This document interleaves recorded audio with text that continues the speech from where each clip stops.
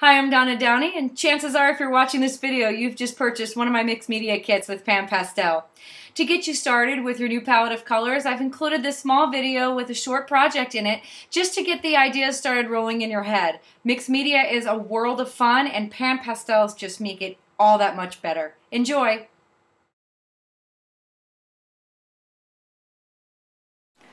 So in your mixed media kit, you're going to get all of the components over here for the PanPastel colors and tools that you'll need to complete this canvas. So I'm going to show you how I completed this canvas using this palette of colors and the tools.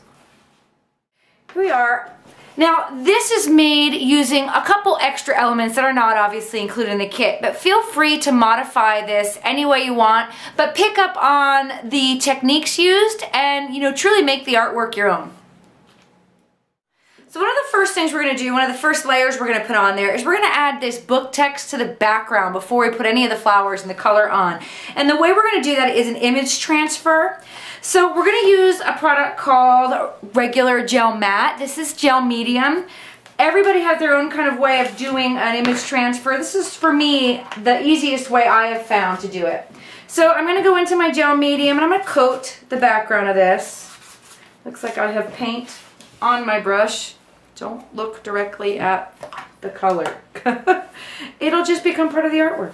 Alright, so I'm going to put gel medium with a cleaner brush onto the background. This is a canvas board, but you could really do this technique onto any substrate you want, whether it's wood, whether it's a stretched canvas, whether it could even be a piece of cardboard if you really want, or a journal page. So I'm just going to give this a nice thick coat of gel medium, rather sloppy.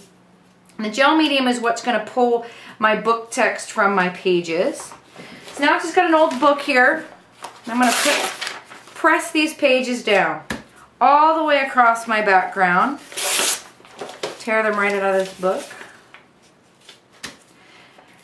And again, don't put a whole lot of thought into how they're layered down, because you can go back over this a couple times. If you missed a spot, you can totally add another layer of this gel medium and the book text down on top of it.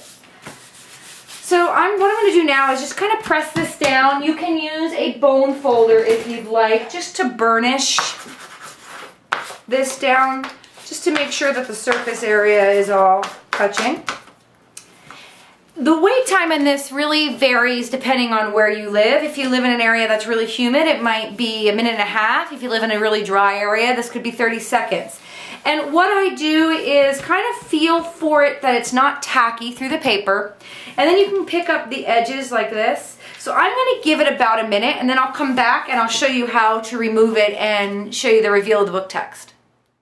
Alright, so that's given it enough time to dry. I'm just going to peel this back and you'll see that some of the paper is sticking, some of it's just image. And that's really what I want. I want it to be sloppy, I want there to be texture on the canvas. And all that I'm peeling off, I'm just going to throw right away. The irregularity of the image transfer is really what makes this work. Now in some parts I can see maybe waited just a little too long for it to dry, but that's really easily remedied. So what I do is I just rub on it, and I really want some of that paper to lift off and get almost a three-dimensional look where I've got the text in the pure form on top, I've got some that's clouded, and I've got some of the text that just transferred on its own directly to the canvas. And any holes I create, oh, that's just a bonus. And it's also going to serve as a really, really cool way for the PanPastel to collect. It's going to stick on all that texture and really just give you this great dimension. So I'm going to continue rubbing this off, and I'll be back when it's the way I like it. Now that I've got that all scraped off the way I like, I'm going to now put some layers of modeling paste. That's what I use to create those flowers. I use the modeling paste through some stencils, and the modeling paste is this great medium that it's like a sponge when it comes to PanPastel. So by putting that on there, allowing it some drying time and applying the PanPastel on top of it, it's going to really produce this vibrant pigment. So I'm just going to use, there's 4 different designs on here. I'm just going to use this one, and I'm going to run it off the page slightly. If you've never used modeling paste, it looks like marshmallow fluff. I call it artistic spackle. It has some flexibility to it. So all I'm going to do is take my palette knife, and I'm going to dig in here and get a whole bunch of it on my palette knife. And then I'm just going to swipe it through the stencil. Now this is kind of where your creativity and your personality can shine. You can make this really, really thick, or you can make it really thin. I kind of tend to go for thick, but do know that that will determine your drying time. The thicker you make this, the longer the drying time will be. Now this usually is something I like to do before I go to bed at night, so that when I wake up in the morning, whatever piece I'm working on is ready to apply color to. It takes, I would say, a good 8 hours to cure, and that is because I live in a very humid environment. But if you live in someplace like Arizona, it's probably dry in 2. And obviously the drier it is, the more pressure you can apply on it when you're adding color. So I'm going to go ahead, finish this flower, and then add 2 more. Alright, my modeling paste is now dry, so I'm ready to add some color. The first color I'm going to add with this angled round sponge here. I'm going to go into my yellow ochre. And I'm just going to go around the outside. I'm swiping it up, not rubbing like this in a circle. If you do that, you're more likely to create dust, and any dust you create is garbage. So I'm just going to go around the outside, bringing in that yellow ochre color. Sloppy, doesn't have to be any specific way. And I'm going to pull and blend that color from the outside in so that it's fading in. Now that I have the color the way I like it on the background, I'm going to spray it with Workable Fixative. Workable Fixative is a medium that when you spray it using your PanPastels in between layers, it not only secures the layer below from being destroyed, but it also allows you to build color on top without any color blending. Make sure when you use the fixative, you spray it outside or in a ventilated area. I'm going to take mine outside and I'll be right back. My layer of fixative is dry, so now I'm going to go in and start colorizing the flowers. On my original piece, I used orange in the center and then pulled the magenta and the dark magenta shade in around it. And I'm going to work in these as blending layers. So the first place I'm going to start is with the orange. I'm going to use my bar, I'm going to go with the rounded edge, and I'm basically just going to be pouncing color onto the modeling paste. And you'll see that where the modeling paste will really absorb that color. It's just the perfect medium for PanPastels. It just grips it. And I'm going to do my best to blend it in between. But at this stage, I'm not really blending as much as I'm just applying the color to the flower itself. And you don't have to stay in any kind of, specific circle shape. You can have it in larger areas. And I'm also going to go into the smaller flowers since I've already got the sponge and the color ready. And I'm going to add it irregularly, maybe not to the center this time, and just adding it kind of random. In between layers, you're going to want to clean off your sponge. And the easiest way to clean off your sponge is to just take a paper towel and rub it a few times. You don't have to press really hard to get all the color off. Your sponge will never be clean pristinely again, but they don't contaminate. What I mean by that is I can now take this and go into the magenta, and my magenta will not turn orange. Alright, so now I'm going to do a second layer of color around this outside. I'm again just placing color. I'm not worrying about blending at this point.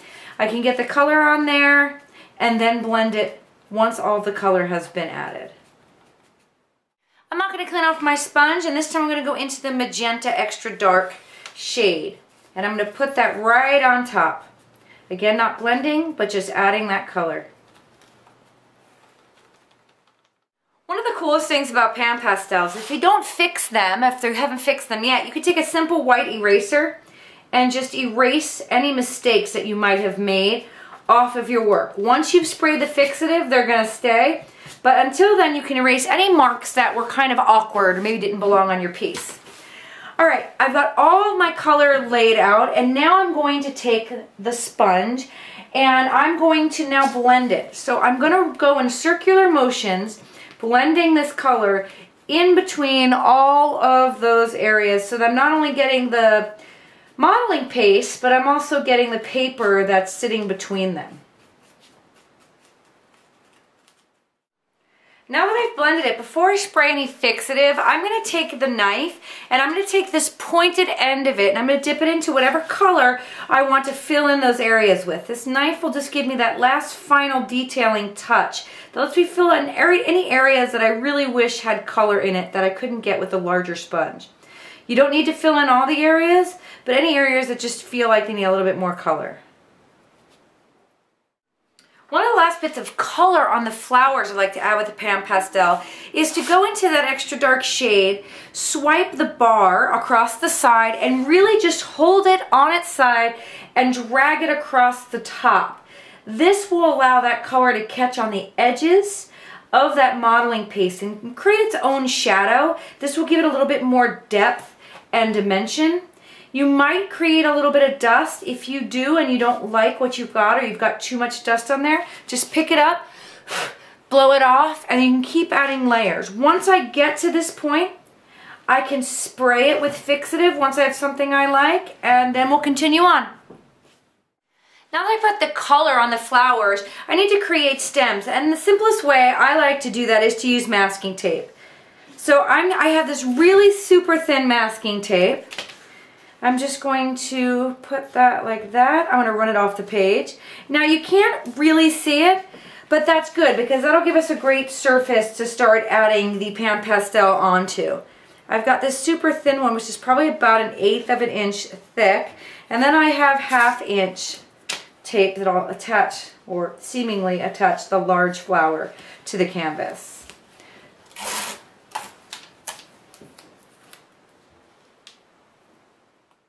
So I'm going to use a knife and I'm going to go into the greens. This is the bright yellow green shade, and I'm going to use the edge of the knife and I'm just going to kind of wiggle the color on here. I want it to have a little bit of texture and not to seem so evenly placed. Just wiggle that right on there.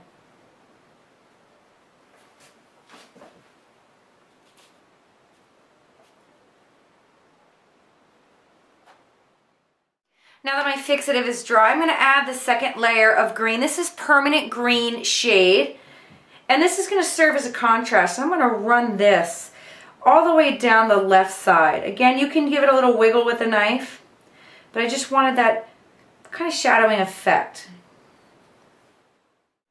Adding to this, I'm going to stamp. This is a hand-carved stamp that I made, and it says the word artist in script. I'm going to use some StazOn, which is just a permanent black solvent ink. You can use anything you want. You can even put stickers or anything like that on there. Just going to stamp this on there over the stem. Because I sprayed fixative, this should stamp fairly cleanly.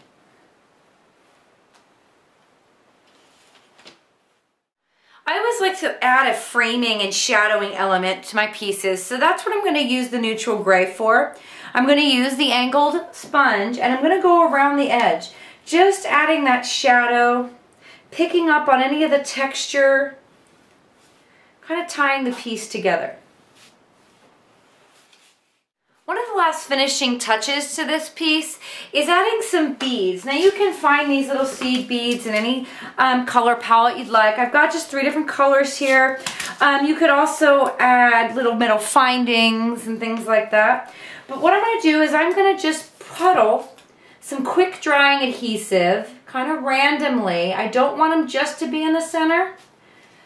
And I'm going to add some of these beads in there, and I'm going to let whatever stick, and whatever weren't meant to be. And I'm going to layer some colors so that I really have this variance, and they kind of reflect in the light, which is another play on the light in your piece. This is just one quick and easy project to get you started with your new PanPastel colors. Absolutely wonderful to mix in with your mixed media projects, integrate your mediums and your textures such as tapes and beads and things like that, and really challenge yourself to get your creativity going.